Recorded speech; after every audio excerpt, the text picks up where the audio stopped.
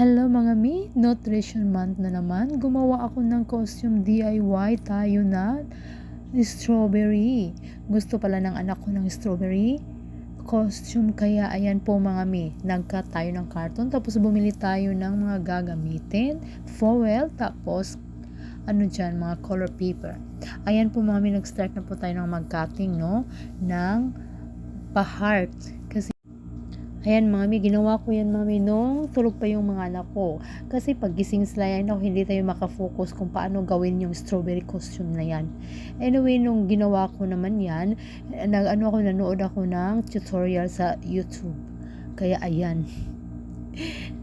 Hindi ko alam kung anong gagawin, paano at anuhin yang ng strawberry. Kaya bahala na si Batman. Ay nako, alam nyo mga min, napakahirap talaga pag wala yung asawa natin dito, no? Lahat sa bahay, pag-alaga ng mga anak natin, pati sa mga project sa school, tayo lahat ang gumagawa. Kaya ayan, saludo po tayo dyan sa mga single mother dyan, no?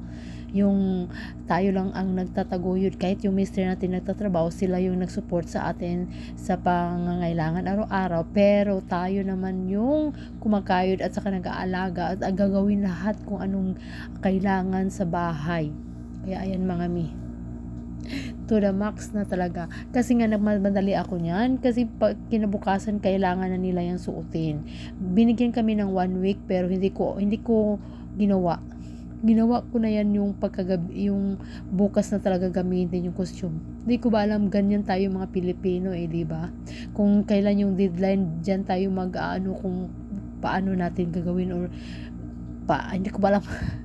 Kaya yan mga meeting na nyo naman po, natapos na yung ating strawberry costume. Ayan no. Hindi ko na pinakita kung paano mag-cut ng corona or dyan. Pero nagandahan ako mga miss sa ginawa ko. Hindi ko alam kung nagandahan din ba kayo. Diba? Pack na pack, made from Nana yan. Kaya sinuot na ng anak ko, napakaganda talaga. Ayan mga miyana, na yan kasi tapos na yung party nila. Hindi ko na na-videohan. Napakaganda talaga, gustong gusto ng anak ko. So thank you sa panonood.